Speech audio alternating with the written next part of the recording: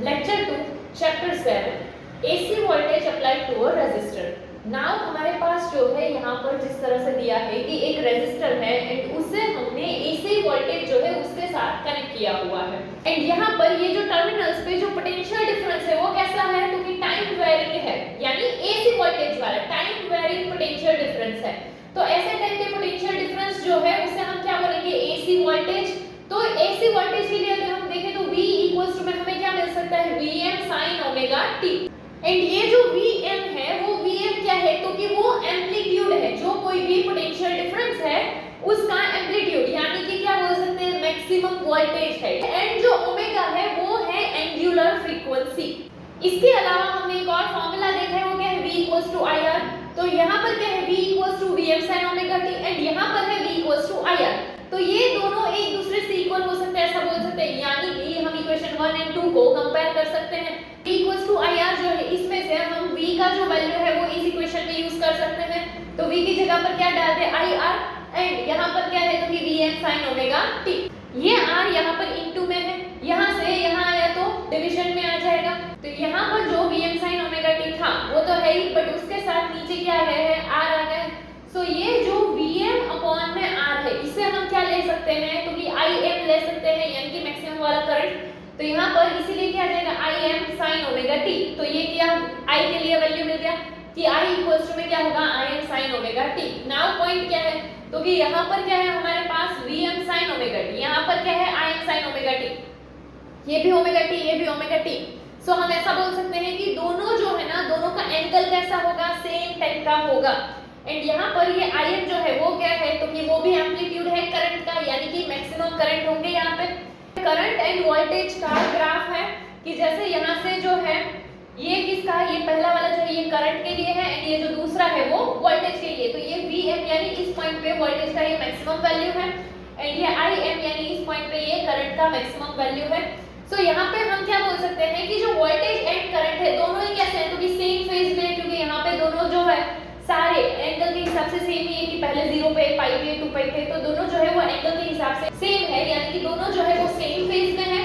इसके अलावा same time पे 0 से शुरू करते हैं, दोनों का मिनिमम जो है वो भी सेम टाइम पे आता है, दोनों का मैक्सिमम सेम टाइम पे आता है, यानी कि हम ऐसा बोल सकते हैं कि ये वोल्टेज एंड करंट दोनों ही कैसे सेम फेज में है,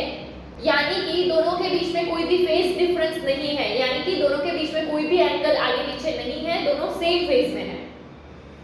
सो याद क्या रखना है, तो कि एक V इक्वल्स टू क्या है, Vm sin omega t and दूसरा जो कि क्या है I equals to Im sin omega t। And इसके अलावा एक चीज की देखो, ये रेजिस्टर है, रेजिस्टर के लिए दोनों सेम फेज में आए हैं। इसके अलावा हम दूसरे भी देखेंगे तो हो सकता है उसमें सेम फेज में ना हो, इसीलिए इसमें ये याद रखना जरूरी है कि जब रेजिस्टर है तो वोल्टेज एंड करंट दोनों सेम फेज में है। नेक्स्ट, अगर हमें इसी सर्किट के लिए पावर देखना है तो पावर हम कैसे देख सकते हैं, तो जो कोई भी एसी सर्किट है वो एसी सर्किट में हमने क्या देखा था, तो कि वोल्टेज एंड करंट जो है वो साइन के हिसाब से वेरी करते हैं, कि वो जो है पॉजिटिव एंड नेगेटिव वैल्यूज हमें उसके लिए मिल सकते हैं। जैसे कि अगर हम यहाँ पर देखें, ये करंट के लिए अगर ग्राफ है तो यहाँ से ये जो है करंट का वैल्यू क्या आ रहा है, पॉजिटिव, यहाँ से यहाँ देखेंगे तो क्या आ रहा है, नेगेटिव। तो यानी कि ये वैल्यू जो है वो पॉजिटिव एंड नेगेटिव के हिसाब से वेरी कर सकती है। सो अगर हम टोटल करंट देखेंगे, मतलब कि अगर कोई भी एक कंप्लीट साइकिल है उसके लिए अगर हम टोटल करंट देखेंगे तो वो क्या आ जाएगा, 0 आ जाएगा। क्यों, क्योंकि यहाँ पर जितना पॉजिटिव है यहाँ पर उतना ही नेगेटिव आया, तो ये एक कंप्लीट साइकिल के टाइम पर क्या हो गया, वो ये प्लस ये माइनस, प्लस माइनस माइनस, तो 0 हो जाएगा। तो इसीलिए क्या, तो कि कंप्लीट साइकिल के लिए अगर हम देखेंगे तो करंट का वैल्यू हमें क्या मिल जाएगा, 0 मिल जाता है, यानी कि जो एवरेज करंट है वो क्या हो जाएगा, 0 हो जाएगा। नाउ एवरेज करंट जो है वो 0 है, बट इसका मतलब ये नहीं है कि जो हमें एवरेज पावर मिलेगा वो भी 0 हो। यहाँ पर पावर का वैल्यू, इंस्टेंटेनियस पावर जो है वो हमें मिल सकता है। इसके अलावा जूल हीटिंग अगर हम देखें तो जूल हीटिंग हमें किससे, तो कि I² RT से मिलती है ना, डिपेंड I² पर करता है, बट इसका आंसर ऑलवेज कैसा आएगा, पॉजिटिव ही आएगा। एंड ये I पर डिपेंड करता है। अभी हमें पता है कि I का वैल्यू पॉजिटिव भी हो सकता है, नेगेटिव भी हो सकता है, बट स्टिल जूल हीटिंग जो है वो क्या आ रहा है, ऑलवेज पॉजिटिव। ऐसा क्यों, क्योंकि I जो है वो पॉजिटिव या नेगेटिव हो सकता है, बट यहाँ पर वो डिपेंड किस पर कर रहा है, I² पे कर रहा है। नाउ I² किसी का भी स्क्वायर हो वो ऑलवेज कैसा होता है, प्लस आएगा, लाइक नेगेटिव वाले का स्क्वायर भी प्लस ही आता है, पॉजिटिव वाले का स्क्वायर जो है वो भी प्लस ही वैल्यू ऑलवेज कैसा मिलता है, पॉजिटिव मिलता है, भले ही आई का वैल्यू पॉजिटिव हो या नेगेटिव हो। नाउ अगर हम इंस्टेंटेनियस पावर देखें तो पहले तो पावर के लिए जो हमारा फॉर्मूला है वो क्या है, आई स्क्वायर आर। नाउ यहाँ पर अगर हम आई का वैल्यू पुट करते, देखो यहाँ पर हमारे पास है क्या, तो ये आई स्क्वायर आर, तो आई जो है वो हमारा क्या होता है, तो कि आई का वैल्यू होता है I M sine omega T,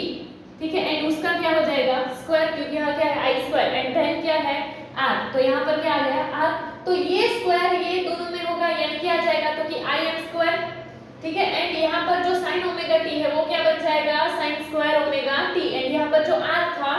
वो आर यहाँ पर है, तो इसीलिए ये आई स्क्वायर आर जो है उसे हम ऐसे भी लिख सकते हैं कि I M square R sine square omega T. And ऐसा क्यों लिखा है, तो कि यहाँ पर आई की जगह पर हमने आई का जो वैल्यू है वो पुट कर दिया R M sine omega T. Now यहाँ पर ये हमें किसके लिए था, तो कि इंस्टेंटेनियस पावर के लिए देखा। अगर हमें एवरेज पावर लेना है तो एवरेज पावर के लिए पहले तो हम P की जगह पर क्या लिखेंगे, तो कि P बार लिख देंगे कि कोई भी एक कंप्लीट साइकिल है एंड उस साइकिल के लिए हम एवरेज पावर देख रहे हैं। चलो तो पावर जो है यानी हमने क्या लिख दिया P बार इक्वल्स टू, अब यहाँ पर नॉर्मल पावर क्या था, तो क्या आई स्क्वायर आर, हम एवरेज पावर फाइंड कर रहे हैं इसीलिए ये एवरेज के लिए ये सिंबल लगा देते हैं। सी अगर किसी भी चीज को इस तरह से लिखते हो ये क्या शो करता है, एवरेज शो करता है, यानी कि यहाँ पर इसीलिए हमने एवरेज के लिए क्या कर दिया है, ये वाला सिंबल कर दिया, क्या गया आई स्क्वायर आर। सो नाउ यहाँ पर भी आई स्क्वायर आर है तो इसकी जगह पर हम ये वैल्यू पुट कर सकते हैं कि I square R sine square omega T. तो एवरेज के लिए वही चीज जो है वो हमारी कैसे आ जाएगी, क्योंकि वो ऐसी होगी I M square R sine square omega T,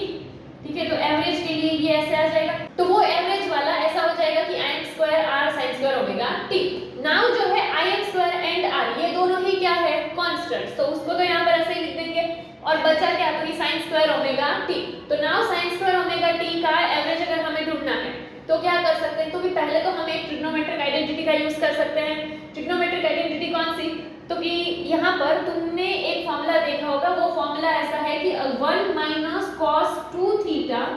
equals to 2 sin square theta,